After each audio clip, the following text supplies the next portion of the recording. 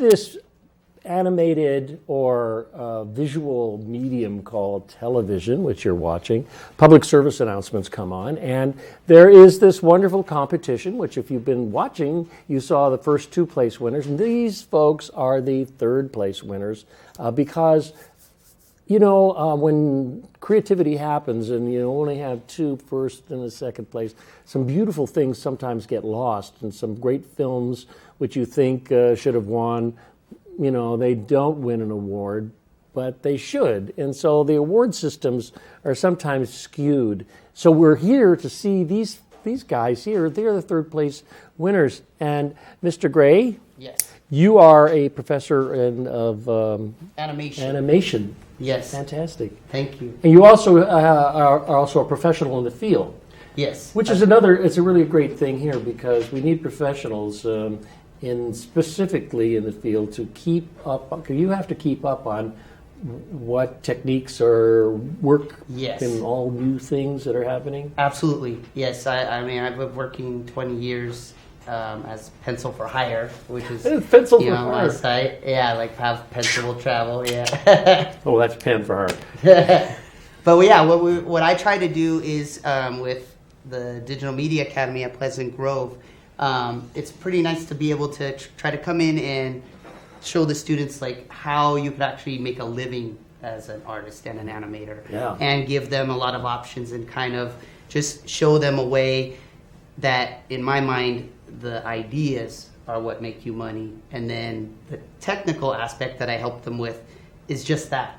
The programs are just like a pencil. Yes. It's their ideas, and that's what this group has done such a wonderful job with is, they saw that if they, their idea was great, and then they executed on it, and they didn't get worried about, how they were going to do it. We were able to work together and get it done, but it was their idea that got them. That's good. It's so important to feed your creative mind in anything you do. If you end up as a banker, where whatever, and you have that creative aspect in your mind, you can be able to create whole new worlds of banking.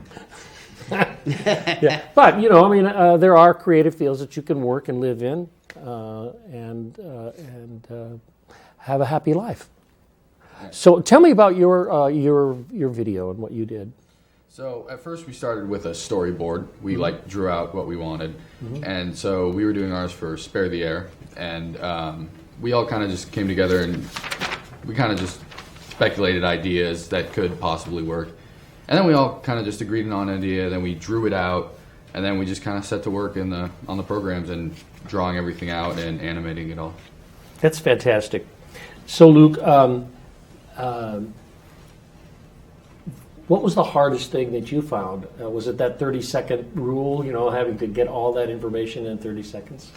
Yeah, well, to prevent any major issues with timing and everything, we kind of planned everything out. We put our storyboard images into the program and set all the time frames that we had each scene was gonna span.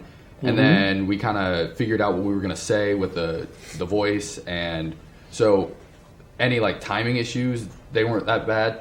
But then kind of one of the main issues was probably just getting everyone working on something at the time to meet the deadline and have everyone working on something that we would eventually put all together in one project. But we all got working and we worked well as a team. And so you all worked on this thing together. Yes. Right? What was your vision of how it worked together? Pratul. I just wanted it to be some simple message to people about the dangers of polluted air and how you should deal with it. Okay. In just a simplistic manner. And then what did you add? Well, what I wanted for the animation is a creative aspect to it. So for that part of the animation, we decided on using a monster from the smoke that was created from the car. Wow. And how did it work as a team? How did you kind of find it working as a team? I think it worked well. We all had our roles, and it made that more efficient and more fun to work with. And it just made it a lot. It just made the whole overall animation a lot more better. That's good, yeah. And animation is an interesting field because it requires not only creative aspect but also perspiration. Yes. Yes. It takes a lot to make it happen. Yeah. So, let me ask you these questions. Would you like to be an animator when you go to college? Maybe. Yeah. At first, I didn't want to, but now after doing this project, I'm seeing it as more of a Sounds like a lot possibility. of fun, huh? Yeah. Okay. What about you? Well, when I first signed up for animation, I just messed with it at home on my computer, messing with programs and stuff, and like I genuinely wanted to learn like how to get better and how to make my animations better. And I'm not sure if I would go to college, have like a major, but I will do it probably as a hobby and see if I could do something like Mr. Gray and for something in the future. Good. What about you, sir? Same as Pratul, maybe. Mr. Gray's awesome teaching definitely contributed to a interest to that field. You should be in politics. So let's have a look at this thing, okay? Okay, well, congratulations, guys. I think you're wonderful to work as a team to put it together. You know, there's individual work where you work with yourself and, you know, you get some help, but this is a very important learning process. So let's have a look at this video of yours. Here we go. According to the Union of Concerned Scientists, cars and trucks account for nearly 1/5 of all pollution. Long-term exposure to polluted air can also result in decreased lung function and aggravated respiratory illness. To prevent being affected by bad air quality, be sure to check the daily air quality forecast before you start your day. To reduce pollution, try limiting driving by using public transportation, biking, or walking. For more information, go to www.sparetheair.com. Wonderful, guys. Really good work. Yeah, it was simple, straightforward, and got the job done, didn't it? Yeah. Okay, well, I think Gary is somewhere out there in the halls running around. Where is it? Where's Gary? Gary! Would you somebody go get Gary? Hiding without the light in the back there. So yes, guys, Access Sacramento is very pleased to present and thank you with some awards. And I'm sorry behind you and in the light. But Luke, you get a plaque there. Jimmy in the front, here you go. That's for you. And then Pratul. And I don't know, is there supposed to be an E on the last part of your name? No. Okay, that's good. All right, that's perfect. And then Andrew, that's for you as well. And the Spare the Air folks have also provided these delightful little gift bags. So we thank Lori Korbza from the Spare the Air group in order to provide you with these other little gifts for your work on a project that supports them. And there's also one for you, Mike, in the other bag that's there. Going over to Jimmy there. Thank you. And then, of course, the more important part is lunch for two on the checks. But Andrew, that's for you, and Luke. Thank you. Jimmy, and last but not least, Pratul. So on behalf of Access Sacramento, thank you for your hard work. Mike, to Pleasant Grove High School, your animation and video program, to John Pellman, who also has helped with the video program, not just for this competition, but also with the sports broadcast that Pleasant Grove did with Franklin High School with our large remote truck. So that's exciting for Pleasant Grove to get involved with live video as well. Were any of you a part of that broadcast in John Pellman's class? Okay. So thank you for your hard work. I am excited to hear that you're thinking about maybe continuing some animation work. What is the most, I guess, pressing thing that you would like or would need to go to the next level? Are we talking about software? Are we talking about just experience? What do you need that $25 can help you get? Probably just experience, learning how to use the more different techniques and just learning overall more skills in the field. Okay, somebody else? What do you need? You're gonna go for okay. I'm a former college professor. I'm gonna tell you you need a 4-year degree. Okay, you're gonna go get your 4-year get your bachelor's degree. You can say that. Okay.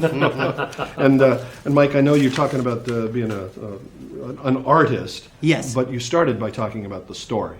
Yes, So absolutely. what is the value of the story? Well, I mean, the value of the story for sure. I don't know where I should. You can look at me. I'll speak Yes, to you. I'm handsome. And Yeah. So the value of the story and the idea. The thing I was trying to convey to the students is that regardless if they go on into animation as a field or art as a field, being able to think creatively and to creatively solve a problem is going to make them successful in any field.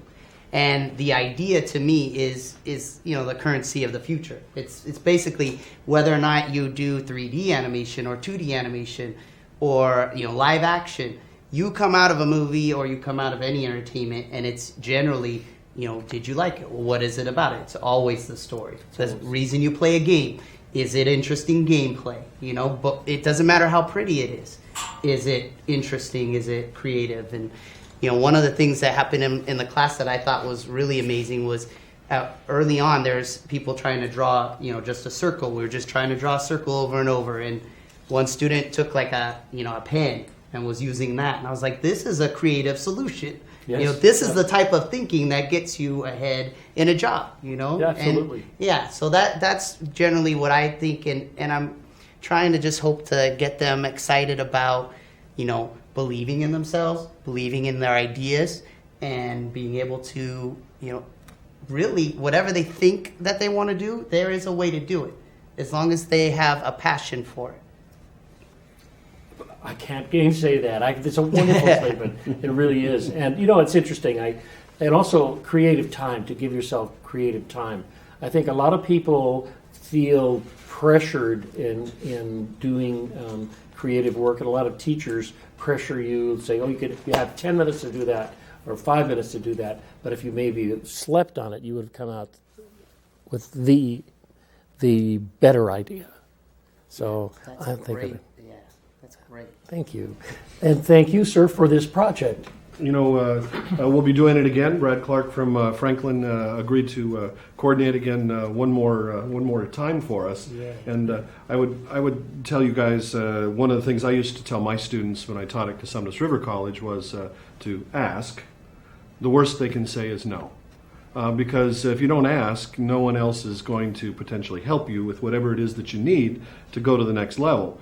But if you ask and they say no, well, okay, then you ask somebody else again. But there's always options. But if you never ask, you're never going to get a yes. Can I ask a question? Can we have to say goodbye, so can we just say goodbye to everybody? We're going off the air. That's another thing. Time.